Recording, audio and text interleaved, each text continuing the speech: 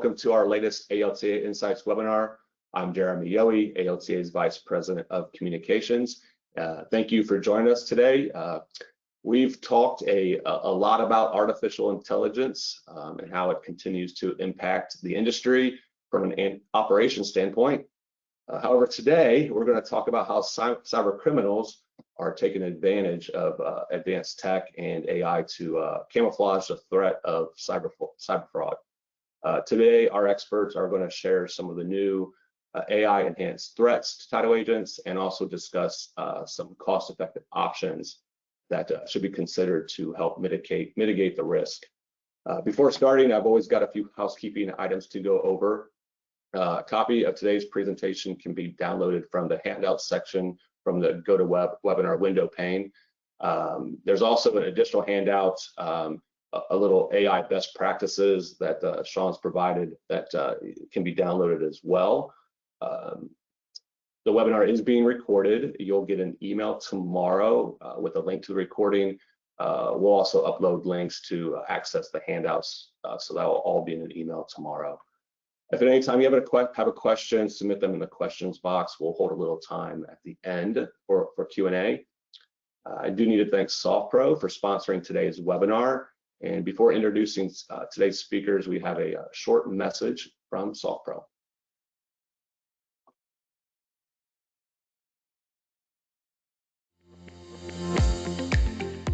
My favorite thing about making the change or the switch to SoftPro has been all of the automations, the integration, what is inside the system itself where you don't have to really leave. It's been a lot more efficient for our team to just be in one spot.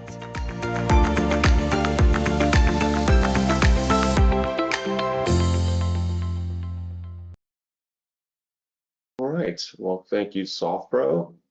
Let me move some things around here on my screen. Sean, while I'm introducing you guys here in a second, I'll make you the presenter and you can get that loaded up. All right, so first we have Sean Fox, Chief Revenue Officer for Premier One, which provides IT, technical support, and cybersecurity services. Sean has more than 20 years of industry experience, having had key roles at Inware, Resource Title National Agency, before joining Premier One. Also joining us is Jonathan Holfinger. Jonathan is President of Northwest Title Family of Companies. Excuse me. Jonathan is a lawyer, title insurance agent, and past president of the Ohio Land Title Association. He's also earned professional designations from the American Land Title Association and the Ohio Land Title Association. And Jonathan often speaks on a variety of topics related to real estate transactions, including fraud and cybersecurity issues, which we're going to be talking to today. So with that, Sean, I'll turn it over to you. Thank you, Jeremy. Yeah, again, thanks everybody for joining.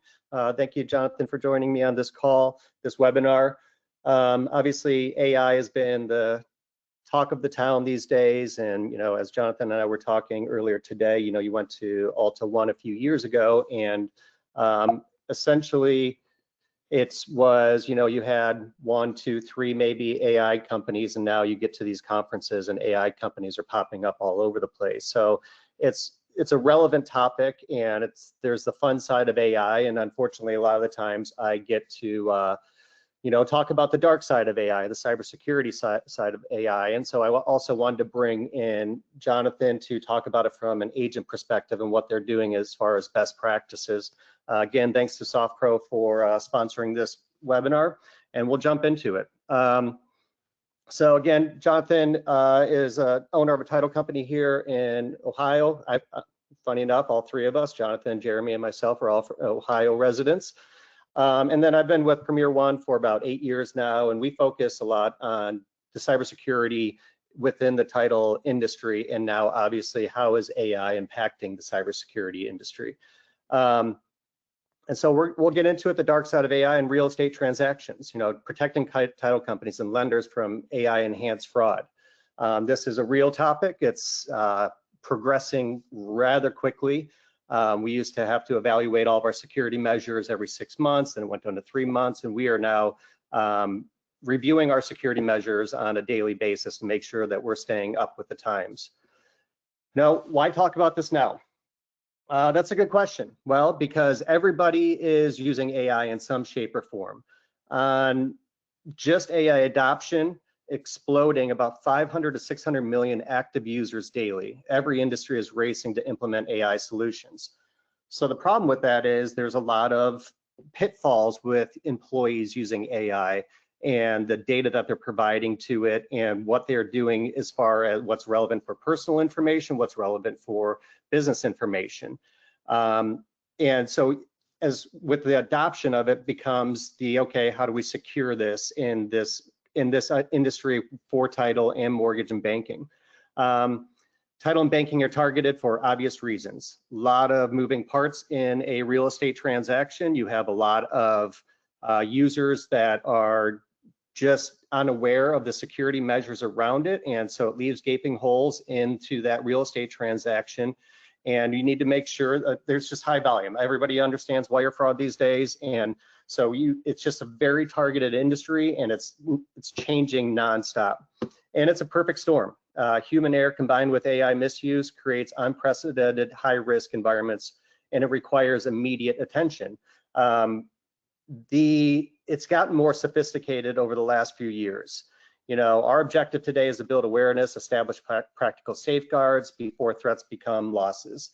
One of the things that, you know, that one of the handouts that I provided is something that we've been distributing now for about 6 months or so. It's just an AI best practices that you can incorporate into your business, and it kind of follows along with your internet best practices on what people are able to search on a daily basis while they're in your environment. You want to apply those same policies with AI.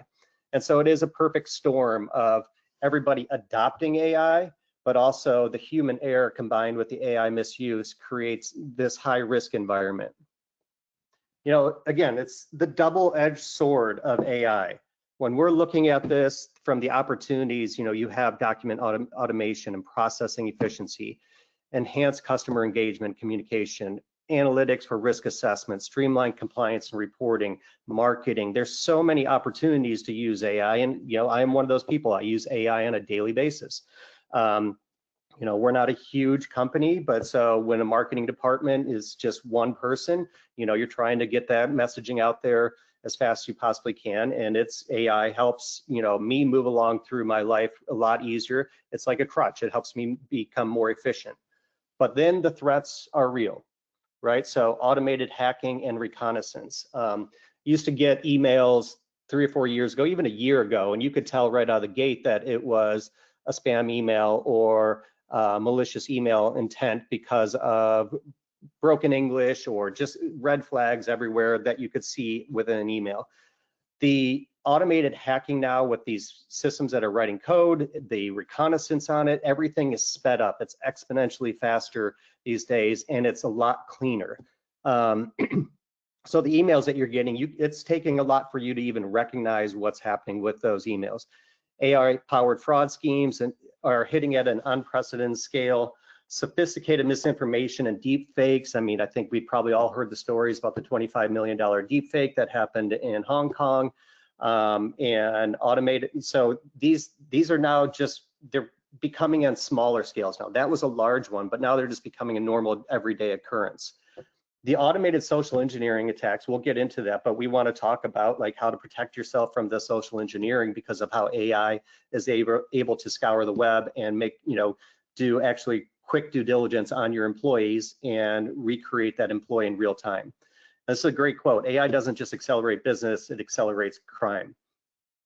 So I'll hand it over to Jonathan for the everyday risk title company space. Yeah, thanks, Sean.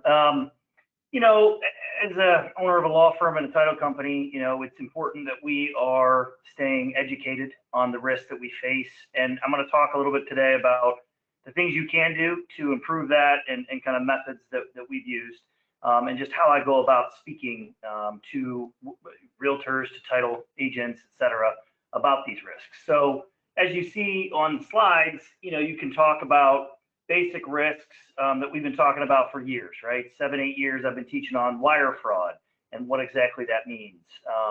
You know, AI makes it that much harder to detect wire fraud whether that's seller funds diversion or payoff funds diversion or a buyer funds diversion scheme. Either way you slice it, our employees are getting tricked. It's easier for them to be fooled because of some of the uses that AI has. On the seller impersonation fraud, we'll talk a little bit more in depth about that later, but we're seeing in real time that AI is being used to create fake identities, forge documents, and facilitate that impersonation scam.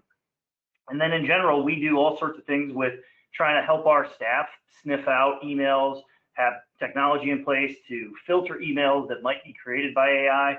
But I don't know about you guys, I've been getting a ton of sales emails, not necessarily fraud and phishing, but they make it through the filters and they're continuing to evolve. And we've seen a real influx of attempts to get our attention. And so we have to be ever vigilant with teaching our staff about those risks.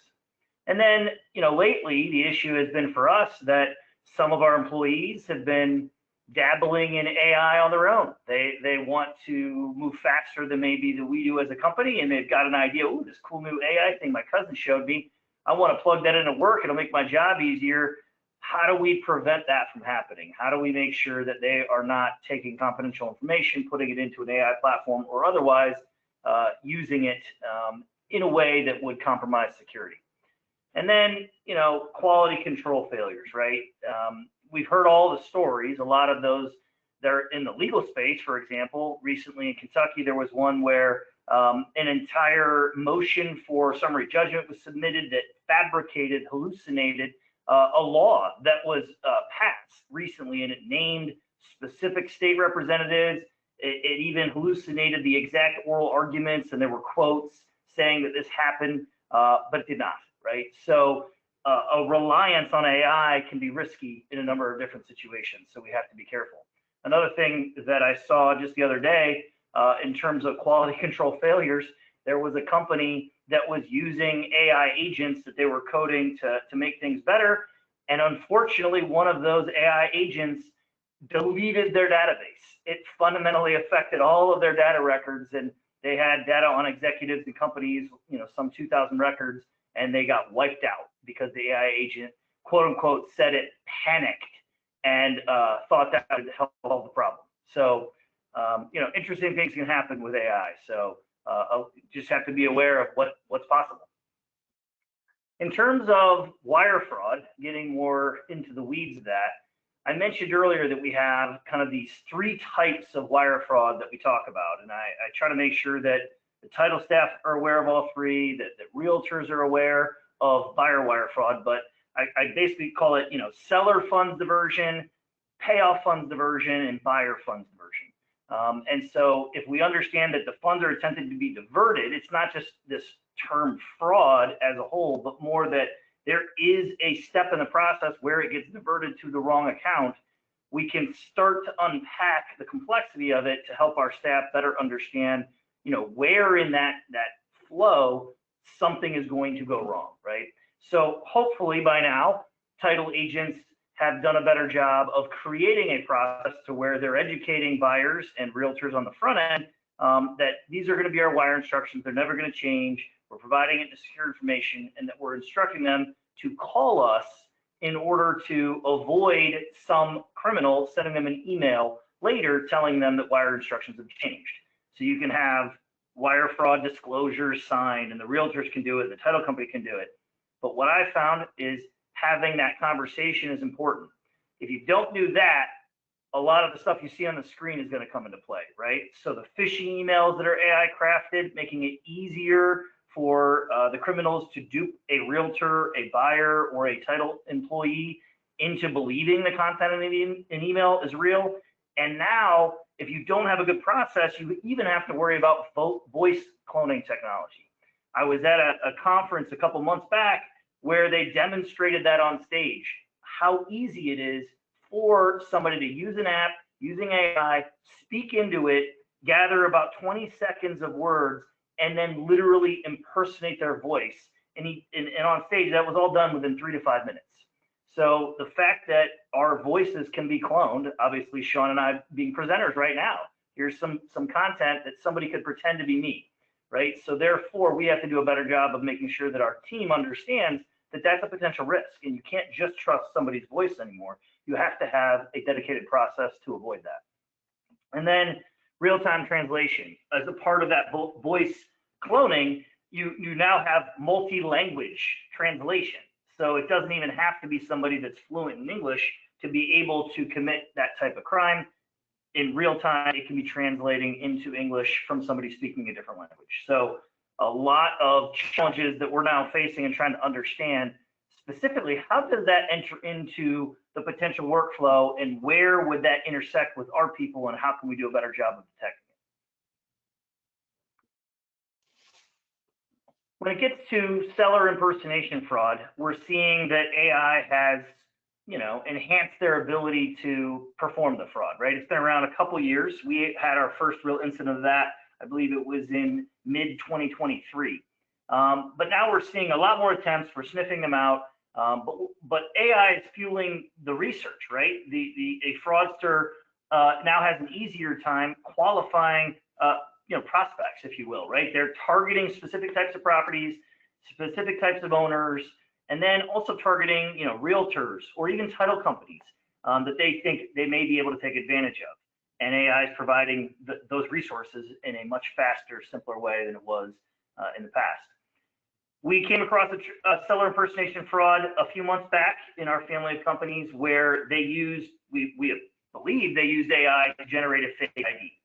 So we collect, driver's licenses in this particular instance. They uploaded it into our portal to go through the ID verification process. We ultimately discovered that it was a fraud, but the fake ID was pretty darn good. The thing that kind of tripped them up on that, though, was interesting because all the pictures look good, the data look good, but the signature that overlaid right beneath the woman's photo, it puts the signature on an Ohio license, and the signature read, it was like Bennett Carroll instead of Carol Bennett, right? The names got reversed. So somewhere in that they screwed up, and the person trying to commit the fraud didn't realize that in the signature, and we ended up, unraveling the transaction. But, now we're trying to teach our employees about how to spot fake IDs, which is not the place you want to be in. So, no. Deep fake videos, like Sean mentioned, that's, a thing that's been around. I've heard that there's still some elements to that where even though there can be this sort of face swap technology, or if you happen to be on a video call and you ask them to turn their head to the side, maybe then that would expose it.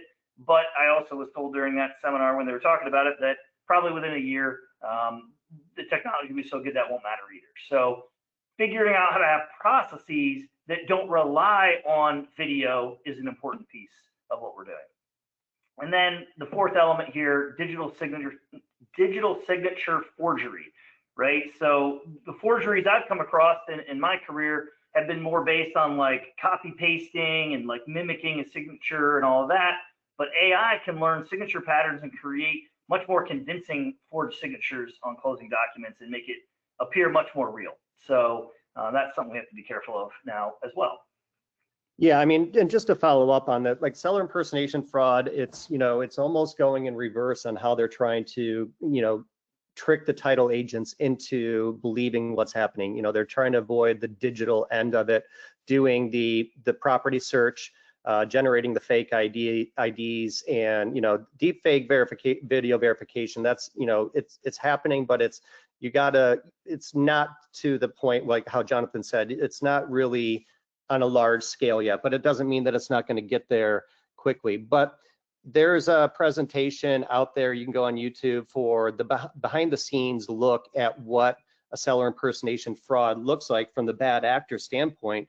I had one of my friends do it for me at a conference, and basically the cost for him was about $1,500 to go out there to do all the research, to buy the tools that he needed to generate this seller impersonation fraud, to get a vacant piece of land in Colorado. And then the return on investment to actually get it done, I mean, he was going to be able to sell the property for close to $250,000, so that return on investment for that minimal cost for them to be able to, the bad actors to go find all that information, everything from the property research to the fake IDs to the forgery to everything along the $1,500 to make, a $250,000 profit. So, and that is increasing exponentially now. So because of the seller impersonation fraud, title companies need to be on the lookout for this, because this goes back to the AI reconnaissance. It is happening at speeds right now that we are, everybody is not able to keep up with. And these are organizations doing all this research. So it's again, I'll probably say this a couple times during this call. It is, you need to train your employees on what's happening out in the world. And you can't take the stance anymore of, oh, it's not going to happen to me, or it's, that's somebody else. They're just picking ease of access now, and wherever that vacant land is, that's wherever that is, that's the closest title company they're going to try to put it in front of. And this is where it, like social engineering is supercharged, like AI chatbots. Again, Jonathan mentioned it. Like our voices right now are being recorded.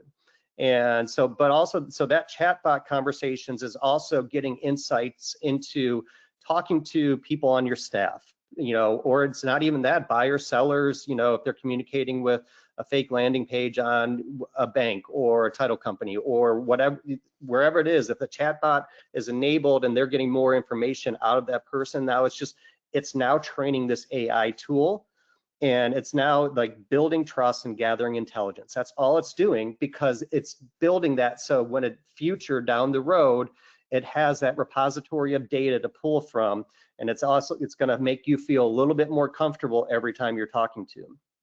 The data mining and profiling, AI, the old term like years ago was websites would, Google searches would crawl your websites, and that's how you got your better SEO. Well, now AI is just crawling everything, scrapes LinkedIn, email signature, company website, public records, and it's building a target profile. And if you look susceptible, it's recognizing that you're susceptible. If you're lax in your security measures or in your training, you've just now become a primary target for these social engineering supercharged AI bots and agents. And then the personalized attack campaigns, CEO fraud and vendor spoofing schemes customized with AI research, personal details. Again, for an IT company like we would hire a new employee and as soon as they posted something on LinkedIn, and I'm sure every other company like this, hey, I switched jobs, I just got hired by Premier One. This happens to our sales reps, happens to the majority of our employees. They get a text message saying, hey, the CEO wants you to send out these 50 gift cards to so-and-so and so-and-so. That's an old way of doing it. Now they're getting real specialized in their research, the personal details. That's a huge red flag.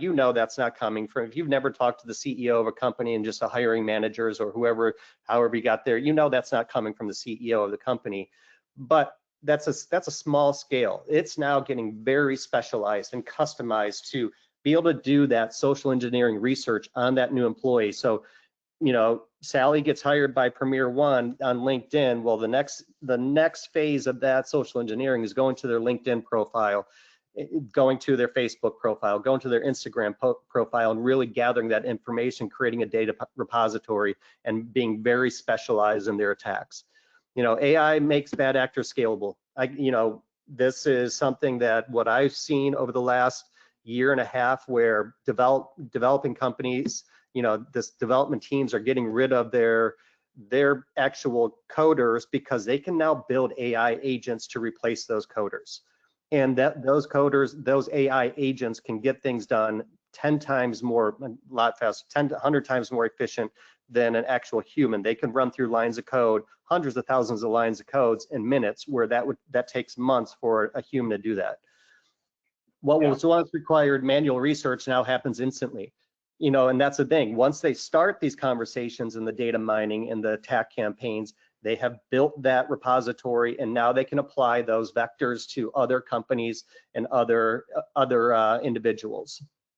To Sean's point, the personalized attack campaigns, it's happened to us too, right? We had, I think, 3 out of 4 employees earlier this year in a stretch that we hired 4 people. 3 out of the 4 received a text claiming to be from me within about a week to 10 days after they started with us.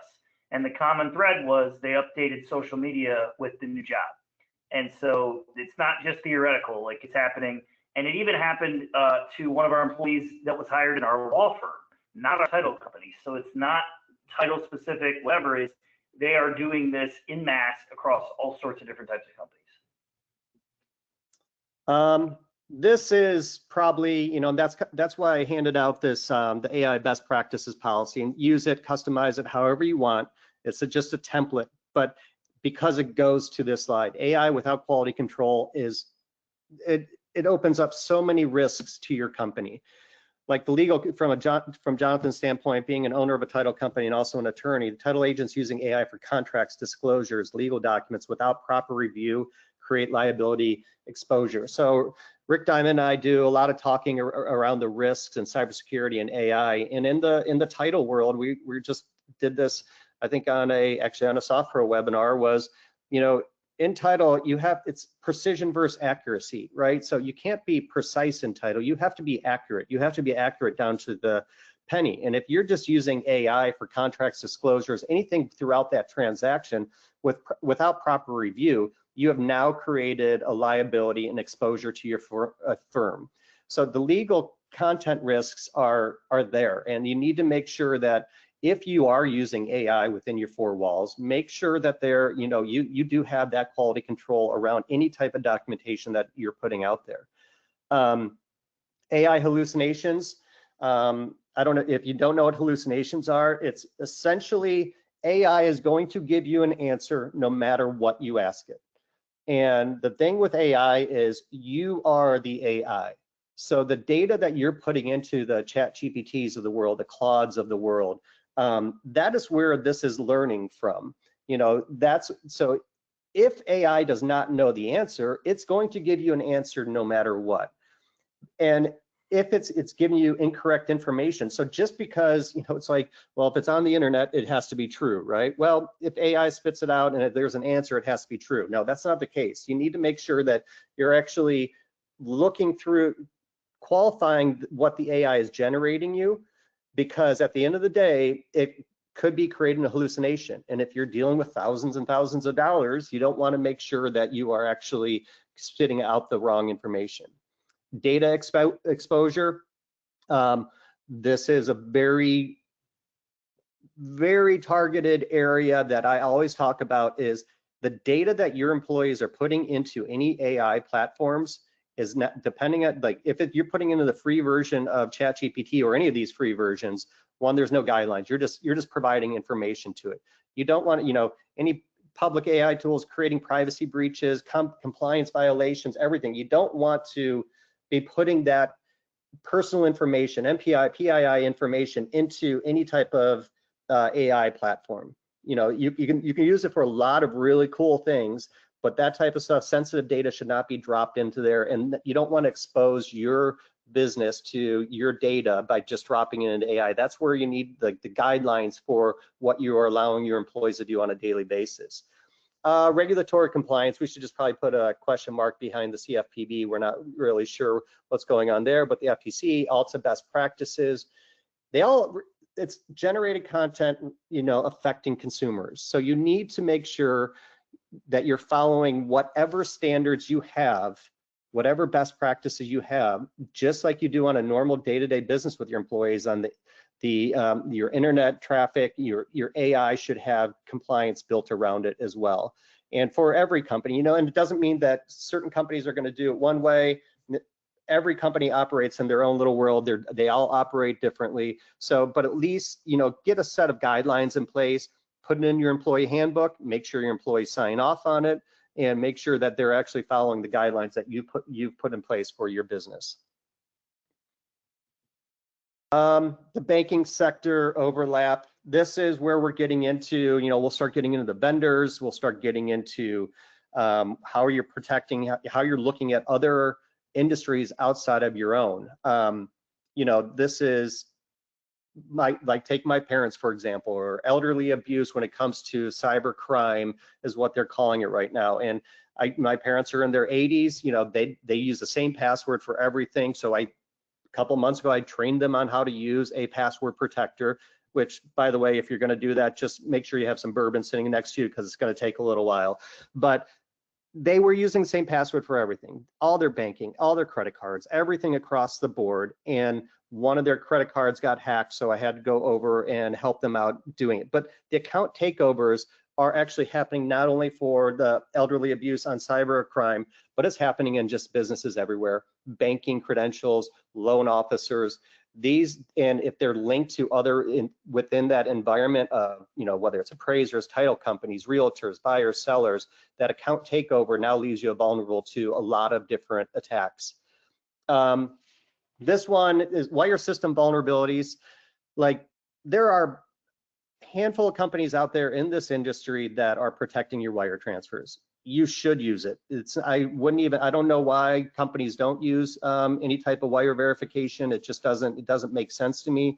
A couple clicks here and there, if it can save you 20 grand, 25 grand, $500,000, it makes sense to me. I get that a lot of companies want to get that ease of use for the buyer, seller, realtors involved, but at the end of the day, do you want to be tracking down any type of wire transfer that was fraud, and then you're out that money. So just make sure that your wire system vulnerabilities are taken care of, or you have some type of guidelines, or you're using some platform out there. Synthetic identities. This is going back to what Jonathan was talking about in the other slide. It's these users, these employees, these buyers, sellers. They are the social engineering side of it can create fake loan application using combinations of real and fabricated personal information. This is probably the easiest thing that AI can do, is create a fake identity. For a presentation I did a year ago, I created a whole fake identity. It took less than 5 minutes. And it's just, there's free websites out there to let you do it. And you can actually, you can order IDs and everything from that site as well. The coordinated fraud rings. This is not, there are still, your hackers, the 15-year-old hacker sitting in a basement, and, they can get into basically anything. I'd love to find all of them. I would love to hire them as employees, but at the same time, these are criminal organizations. Like, these are not just, just one or two. These are bad state actors, organizations that are doing, okay, the first employee is going to get to the social engineering aspect of it. The second employee is going to do the account takeover. Just like how you operate your business, these cyber criminals are operating their business, same thing. And now organizations use AI to they're coordinating all these attacks across multiple institutions simultaneously. So it's not just, they're looking at vulnerabilities, and AI is just scanning your open network. So you got firewalls, you got, your switches, any type of network. If there's an open port somewhere in your network, they're going to be able to scan it, find it, and now they had that intrusion point, and now their coordinated fraud rings are into your environment. So you need to make sure that you're touching every base into where AI can potentially get into your environment a lot quicker than it was 2 or 3 years ago. What's at stake? Wire fraud, $538 million in 2023. And the FBI recovery asset team successfully placed holds on 538 million of the 758 million that was sent out. But that's just increasing. That's 2023. That's not 2024 numbers. There's companies in this industry that you can talk to talk about the real-time wire fraud statistics that are getting put out there right now. Fraud is increasing by 340% on seller impersonation cases. And then the detection window, average time to discover wire fraud is often too late. And that's why you need, again, I don't want to sound like a jerk when it comes to implementing these tools and being mean to the people in the transaction. I mean, obviously I'm not the one dealing with that. Those are the companies on here. But at the same time, a couple of clicks here and there, or log into a new portal to save you thousands of dollars, is well worth it in my opinion. Because if you don't, it leaves you open to E&O and claims exposure. And for AI-related errors and security failures, are you going to get that claim back? Can you actually file a claim against any type of wire fraud that has happened? This is the title world we always talk about as an incestuous little world. So the reputation damage, lost trust with your clients, underwriters, and business and partners. You need to make sure that you're doing best by, not only your company, but all of your clients. Again, regulatory penalties, CFPB, we'll see state regulatory actions for inadequate customer protection. There's not a lot of case law out there. There's, reduce the cost for, we talked about this briefly, was, there's not case law out there, but there are guidelines by your underwriters and your partners in the space that, there could be penalties with them if something like this were to happen. And then the operational disruption, investigation costs, system shutdowns, and business interruption. It's in the billions, closer to the trillions these days. So you need to make sure that you're following your AI best practices, because all this stuff right here, it could be, detrimental to your business moving forward. Yeah, if we shift gears to talk a little bit about big picture, kind of teeing up some things we'll talk about here in the remainder of our time. Number one, you've got to have some sort of risk governance in your organization, right? Yes, AI is exacerbating fraud, and we have to have a framework in place already to discuss, how you handle fraud situations and what your workflow should look like to minimize those risks. But in addition to that, you also need to have a policy regarding what you're doing with AI and how that can change things. And they overlap, but they're not the exact same. It's a bit more like a Venn diagram situation. And so, my recommendation, right, is that you should be aware of the risks that AI, presents in terms of employee misuse of different types of AI programs. You should be writing a policy for your company, and you should be training your staff on it repeatedly. You should also be aware of the risks that AI presents to you, your company, sort of the financial infrastructure, security infrastructure, and what that does to your clients, and make sure you're deploying the appropriate types of security tools, monitoring systems, and other types of verification platforms that are designed to deal with things here in the AI, era. So overall, it's, one of those things we can talk about, but until you start taking action, until you ensure that your people are educated on the risks, it doesn't do much good, right? Like I learned about AI when it was coming out, and I tried to talk about what an LLM was to my staff, and it was something we discussed, but then it took a year before my staff actually started wanting to use AI. It had to become more well-known to them and maybe their personal lives before it started to become a different type of risk to us. And so an example of that is if you're not getting ahead of it, you're going to end up with a situation like where one of our employees started using Otter.ai, and we had an all-staff meeting, and next thing I know, somehow Otter.ai joined the meeting, and I was like, what is going on there? And I'm in the middle of talking, and afterwards we're like, what was that all about? We figured out somebody who's like, oh yeah, I've been recording all our meetings, and it was, it's cool. Really helps makes things simplified. I'm like, well, did you realize we could have been doing that in Copilot, and we didn't really educate all of our staff? This was a sales rep that did that. And then I found out another sales rep was doing things for PowerPoints and outside AI tools and uploading a lot of our sort of stuff, into that. And it's not necessarily confidential, but made me very nervous. So we had to have meetings and made sure that our policy is getting disseminated to everybody. And so sometimes you just have to step back, look at the big picture, and make sure you're communicating with everyone on your team, because not everyone's going to be on the same page with understanding the risks. So it's on us to make sure that we're talking about that and doing those things. Awareness perhaps being the biggest part. Yeah. So if we move on to specifically talking about how do you defend against wire fraud in this AI-fueled era, one, you've got to have advanced email security, right? So making sure that you have a platform like Avanan, Proofpoint, Microsoft Defender, they can detect sophisticated phishing attempts that your old school filters might miss. Yeah, go ahead, Sean.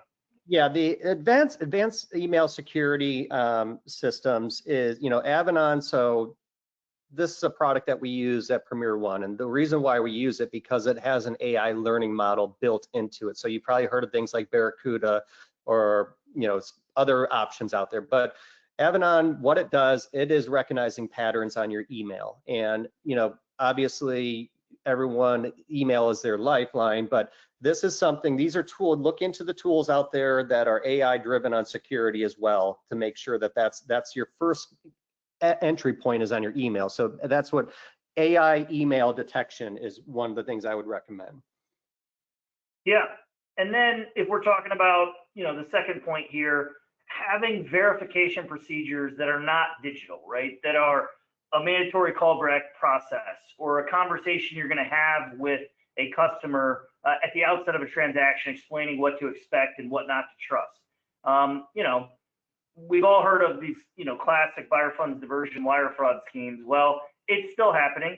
I received a phone call from one of our realtor clients last Thursday, I think it was, who was panicking because her buyer just wired $74,000, and the title company, not us, it was a different title company because she was representing the buy side and couldn't control it. But ultimately, they didn't do anything on the front end. Buyer got duped by an email, wired funds to a criminal, lost the money, didn't seem like they were going to be able to get it back, and worse still, that particular title company never communicated with the buyer about the risk of wire fraud, never established a callback procedure to verify wire instructions, and ultimately then was denying any liability and was not helpful in any way, shape, or form, thus setting themselves up for a lawsuit that should be forthcoming. So bottom line is that these things are happening, and this is in a smaller town. This is affecting a small title company in a small county. This isn't just something you have to worry about in cities. It can happen anywhere. And so our processes, regardless of what threat AI brings, is very important to make sure that you have a foolproof way of knowing, whether or not somebody is who they say they are and whether or not a buyer is able to get you the funds without having it go elsewhere. It may legally not be one's fault if you're the title agent. It might be, but even if it isn't, you've got a really bad situation that potentially we could have done a little bit more to help. So that's our stance. We take a very, very proactive approach to trying to educate both realtors and buyers about the risks. And so that kind of leads to number 3. You've got to have staff training programs. You've got to share stories. Every time we have one of these, when we do our either group meetings, team meetings, or all company meetings, we're talking about it. We're sharing things that just happened, things that got thwarted. We're celebrating those successes because that's how people learn. They remember the story more than they remember the process or the detailed nuances of what they have to do. And so making sure that you have those stories and that you're able to remind your people of what's going on out there and that these things really can happen, that really creates that awareness, which you then need to be able to teach a little bit more detail as to how they should go about things. And then the last bullet here is about dual authentication, right? In the banking industry, they've had dual authentication for a long time, and on all of our devices these days, multi-factor authentication. But when it comes to somebody sending us funds, or it comes to us sending funds to pay off a mortgage, are we doing dual authentication? Not really.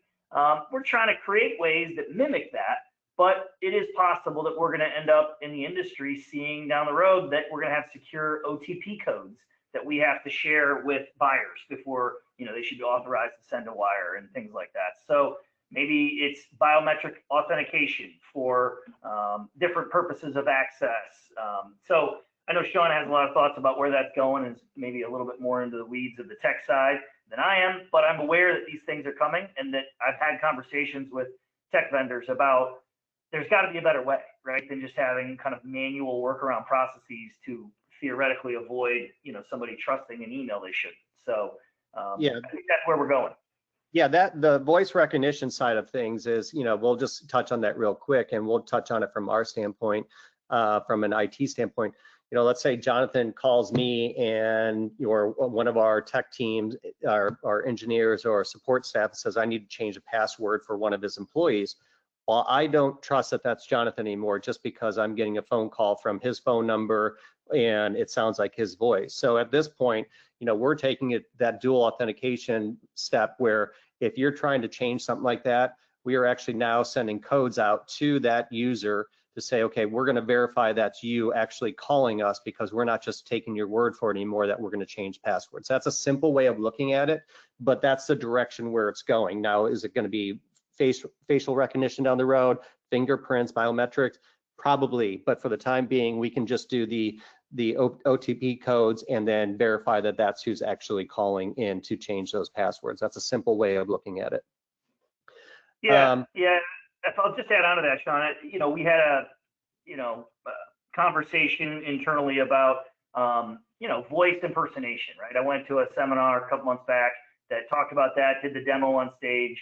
And so I had to have a lot of conversations internally about that risk. If somebody pretends to be me, what to do, how we're looking at that. And then I took that another level, and at an old company meeting was talking about helping our parents, helping our family members understand that risk. And that, I've had to coach my children on this as well, that if anybody ever calls them and it sounds like me, but they're demanding something, they're asking for something, they're needing something that makes you feel weird, you've got to hang up the phone and call the person back at the number is the right number, because caller ID can be spoofed, right? An incoming call can trick you, but an outgoing call can't be, right? So you have to get off of the call from the incoming fraudster in order to call back the real person at the real number. And so helping people understand that basic principle of what can be spoofed, I think, is key to helping stop some of those types of fraud that occurs over the phone or with voice. Yeah, and so this, to Jonathan's point, this, combating seller impersonation fraud, this can go to wire fraud too.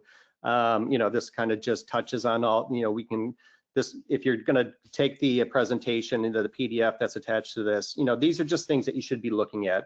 Implement multi-layered identify verification platforms, pattern recognition. You probably have consistent buyers or loan officers that you work for. Is the pattern seem a little bit off?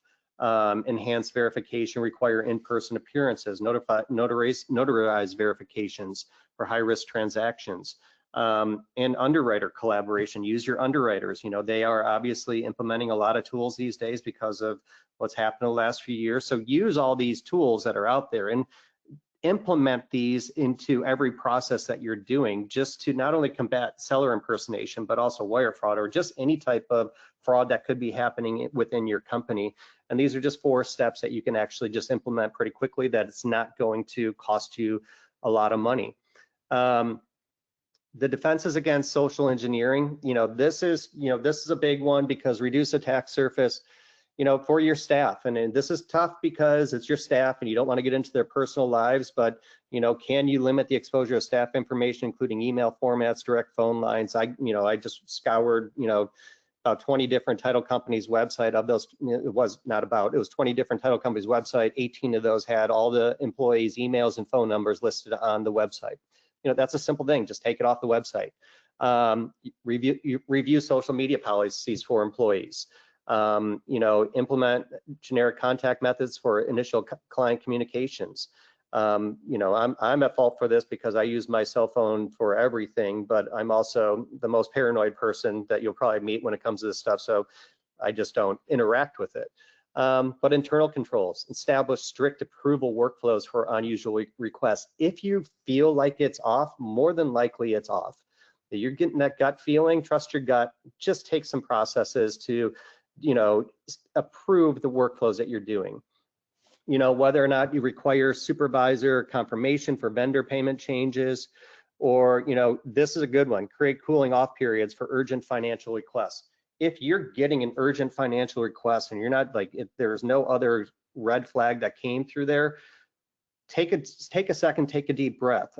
We have a client, she's been a client of ours for a long time, that she knows everything. They're very cybersecurity focused, and she called me one day and she got duped. She got a phone call, it looked like it was the sheriff, and basically she owed $5,000 for some type of warrant and needed to go get it out of the bank right away. And she went and got it out of the bank, and then they're like, okay, take it to this place to deposit it. And it was a Coinstar at a grocery store, right? And this is a company of ours that we work with, and this president of the company is very knowledgeable in this. But the immediate red flags of everything that came from the phone call that was a voice fake, the phone number looked real, they knew personal information, got her to the point where she was sitting there with $5,000 at a Coinstar ready to drop it in there. And obviously the Coinstar flew up the red flags, oh, okay, this is ridiculous. So just, if it cooling off periods, if it seems urgent, just take a step back and take a deep breath. SOAR platforms, this is a new one. So, security, orchestration, automation, and response. These are just new ways, new technology that's coming out right now to watch what's actually happening on accounts to block transactions to even get past like the business email compromise. And then this will go back to the safe AI use inside companies, and Jonathan can talk about this, what they're trying to do. Yeah. So I wanted to touch on the policy itself, right? So when we were, adjusting that and editing that, there were certain questions that you have to ask in order to know what you should be thinking about. So one, what tools, AI tools, are permitted? And if you've permitted some of them, if you think some of them are okay, have they been vetted by a professional? Or just it seems safe because everybody uses it kind of thing. And then within your company, who are the identified people that authorize the use of an AI tool? So that example of the salesperson using otter.ai to connect in on something, one, how can we block it from happening if at all possible? And two, who should that have been authorized by, right? If you have a designated person, team of people outside, managed service provider that must authorize things, think about putting all that in your policy. Next would be, when is its use permitted and with what human oversight? So is AI usable in client communications, in interpreting an abstract, maybe even as we've dabbled with like recording reviews, pre-recording, for quality assurance? Like, when do you trust it? And what are you comfortable with as a company, both ethically and legally, as far as disseminating information or otherwise having people rely on the information? Like Sean talked about earlier, the hallucinations are real. Data protection, right? So you've got to think about establishing a clear policy that says that no employee shall, put NPI or personally identifiable information or otherwise company confidential information into a public AI system, but maybe it's into any AI system unless the company has specifically authorized a particular use case, right? So maybe your company is doing, using an AI tool that you're building internally, and it's privatized and it doesn't have access to the outside world, and there's no risk of sharing that information. But A, have you vetted that and verified it? And then two, B, making sure that your staff understands that difference, right? Because they may think, well, I can do it on this, why can't I do it over here? So, making sure that they understand the difference between a private tool versus a public one. And then, having some sort of ability to audit, right? To document what tools are being used. If you have a compliance review, whether that's, regulatory nature or just you're doing this with a certain bank or credit union, and they start looking at that and they're saying, okay, we need to make sure our vendors have appropriate controls, right? That's the whole spirit of kind of ALTA best practices, is that we can proactively tell people we're ahead of that curve and we're making sure that we're thinking through all these things. It builds trust. And so that's how we look at it, is that even if we don't have any letters that are specifically wanting to know that, we need to have that for our own sake. And then we can use it almost like a sales tool to say, yeah, we have these things in place and we're happy to share that with you. All right. So from a safeguard standpoint, I feel like I want to go back to the basics real quick, just to say, we've talked about some things specific to AI, but you have to go back to the beginning and say, regardless of AI, the nature of what we do requires all employees to have MFA on all sorts of your systems handling sensitive data, right? So try to use authenticator apps instead of just text SMS when possible. But accessing email and accessing your computer systems, all of that should have MFA built into it. Sean touched on, helping your parents with using a password manager. I did the same thing, so I know exactly how that goes. Had to do some education there to help them get some things fixed, and it started from my dad like locking out his phone and couldn't figure out how to get back into it.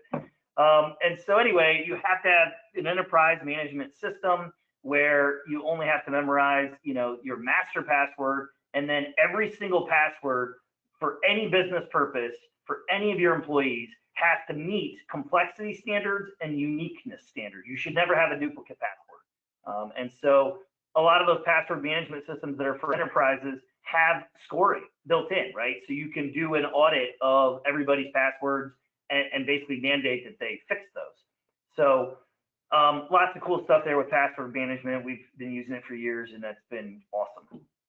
And then we also do things like phishing simulations, right? So every month we send out simulated, phishing attempts. And in addition to that, we also send out training videos. But those video requirements, we mandate that they watch it. We pay attention to who is and who isn't and ask them personally to do it if they haven't. And then we send them phishing simulations. And if they click on it, we sort of refer to them as clickers. And then we have to do additional training and have a conversation. And if they do it multiple times, well, we made clear that that can lead to termination of your job because it's that serious of a problem that we can't have people clicking on phishing links. And then the last one is a bit more of a mindset than it is a specific thing you can do. It's zero trust verification mindset, right? So teaching and training your employees to have a mindset that they shouldn't trust things, which is very different than the history of the title business, right? We grew up in a time when you got to do whatever somebody asks of you at whatever time. We close 24/7. You say when, we'll get it done. We were extremely customer service oriented. So it takes a lot of effort to explain to our people why we can't just be that way anymore, and that we can't trust everything, and that you have to blend sort of this zero trust mindset on technology and the risks of fraud, blend that with customer service, and give your staff examples of how you might handle a particular situation if a customer is wanting something. How do you weave in that fear, that concern that something might not be trustworthy? So that takes time, and it takes repetition. It takes a lot of conversation. Yeah, we can get through some, and again, you guys will have these this presentation, but AI is a defense tool. While AI enables new threats, it also provides powerful defense capabilities, just like what I was talking about with Avidon, the email filtering system. We switched over because of the AI tools that were built into it. The transaction monitoring, fraud detection algorithms, voice analysis technology, document authentication. There are powerful tools out there that you're able to actually monitor the AI that's coming into your environment. What it does is, and a lot of these tools, and it's just like what they're doing, a repository of the data that they're collecting from a bad actor standpoint. The AI tools on the defense side are actually keeping that same data. So if there's an anomaly, it's recognizing that anomaly within your environment, and it's automatically taking action to red flag it and contain that threat vector. So there is AI as a defense tool is there, and it's just, you got to start looking at the tools that you have implemented into your security stack. Do they have AI built to it? No. Then maybe you should start looking at some new security stack tools that are actually more modern facing and more tech facing forward with AI built into them. This is a case study that you can review, but what happens, sophisticated fraud ring target a major title company. They use publicly available audio, like we've talked about numerous times, from marketing videos. The fraudsters called the buyers 24 hours before closing, perfectly mimicking the officer's voice and mannerisms, provided updated wire instructions to a banking routing issue, and then directed the funds to an account in the Cayman Islands. The damage diverted the funds across 3 transactions before the scheme was discovered, ultimately resulting in over $2 million in losses. This is a real case. This really happened. And so these are case studies that are happening, not just one-off here and there. They're happening on a regular basis. Voice verification alone is no longer sufficient. The company now requires encrypted email confirmation and dual person verification for any wire instructions. That's the lesson they learned from this. What can companies do now, Jonathan? Yeah, I know we're running out of time here, so I'll just say, repeating what I mentioned, establish an AI use policy, train and retrain on that.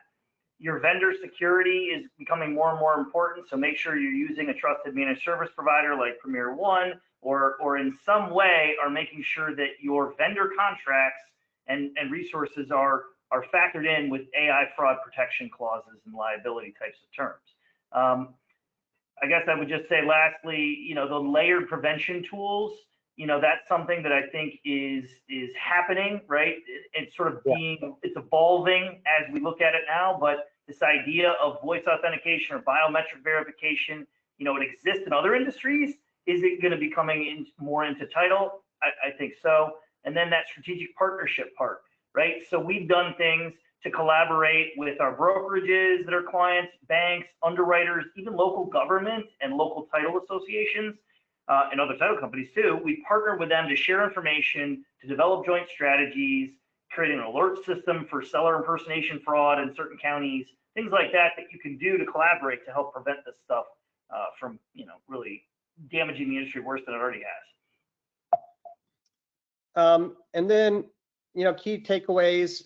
The one thing I want to kind of jump to is this. We have ALTA coming up here, ALTA 1 coming up here.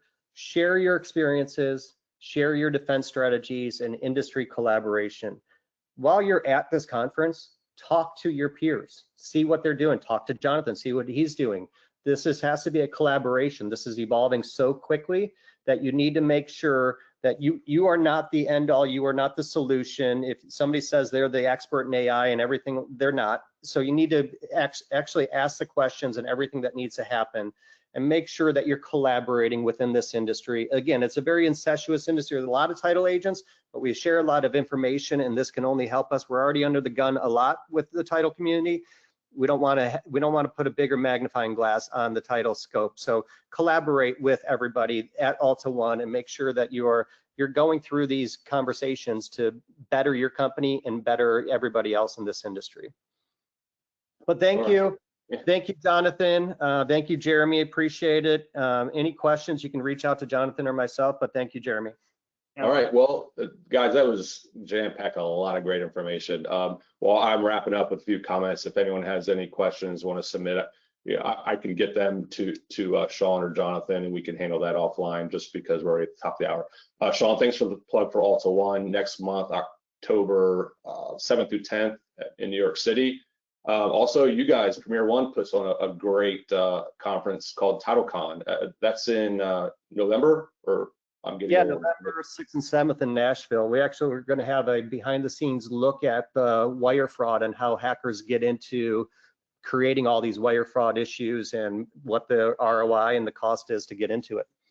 Yeah, lots of, as you said, lots of opportunities to collaborate, learn, and then implement in your own operations. Some of the things you guys talked about was, the new employees getting the text based off the LinkedIn update. That's just crazy because you haven't even really had the opportunity to educate them about the risks that, hey, I will never send you this text and ask you this. On day one, literally on day one, we spent an hour talking about these risks, and that's how they do to tell us, oh my God, I got this text. You said it would happen. So crazy. Yeah, and using AI as a note taker for meetings, yes, great concept, but if you happen to talk about a transaction, an NPI, that risk, where is it going? How could it be used? And obviously it could be exposed and, out in the, internet somehow. Fight AI with AI, right? Criminals are using that against us. So Sean, as you mentioned, if you're, vetting vendors, make sure that they have some AI components, right? Yeah, so that was one of the big things Jonathan and I talked about earlier today, was you should require vendors to provide you what their security looks like, especially for like what we do. And we are giving access to a title company to deploy AI tools. What data are they accessing? What are they looking for? What are they trying to accomplish? Because like Jonathan said, if you let an AI agent in there, next thing you know, it wipes out 2,000 person customer database because you didn't vet out that vendor or not. There's nothing you can really do about it. So vetting of your vendors is one of our biggest goals. And we're doing it on a regular basis, but you're as a title company, if you're looking to implement these AI tools, you want to make sure that they're doing it ethically correct. Just because it looks cool, but it looks fun and it's going to do all this great stuff for you. Okay, what are they actually accessing? Because you're sitting on a lot of PII. Yep. All right, we're about 5 minutes past. I do have a couple of other resources I wanted to mention. Sean, as he said, provided the AI template for best practices. That's in the handout section. You'll get a link in tomorrow's email with the link to the recording of the webinar. Some other things ALTA has provided. If you go to the ALTA website under the business ops tab, there's a report that provides a brief history of AI, various member perspectives on the technology, guidance for evaluating AI policies, resources, and applications. Put an app here, or put a link in the chat box so you can go access the reports. Jonathan, you mentioned being able to identify fake ID cards. ALTA has also provided a handout on tips for checking state identification cards. I'll throw a link in the chat box about that also. And I know I'm flying through a lot of information right now. If you don't get the links in the chat box, send me an email. But anyway, the handout was developed by ALTA and the National Notary Association with tips to help verify and check state ID cards during an in-person notarization. Sean also mentioned, Sean and Jonathan both mentioned ALTA best practices. These were recently updated to include new guidance to help title professionals combat fraud through identity verification efforts, specifically updated to Pillar 4 of the best practices, and includes requirements for staff training to detect impersonation attempts and stronger controls over notary and signing agent selection. Also, the best practices requires the use of wire verification services, as Jonathan mentioned, very important. And that's kind of a quick recap on that. Sean, people were asking, you looked a little tired at part of the presentation. They want to make sure you weren't an AI generated speaker. So was that your way to prove no? Yeah, I am tired. I don't sleep with the paranoid mindset that I have. Very good. Well, that's going to wrap up today's webinar. Thank you, Jonathan and Sean, for sharing your expertise. Everyone attending, thank you for learning. This is a constant, ongoing education effort to combat fraud and criminals. We need to thank SoftPro once again for sponsoring today's webinar, and that will bring us to the conclusion of today's presentation. Take care, everyone. Thanks all.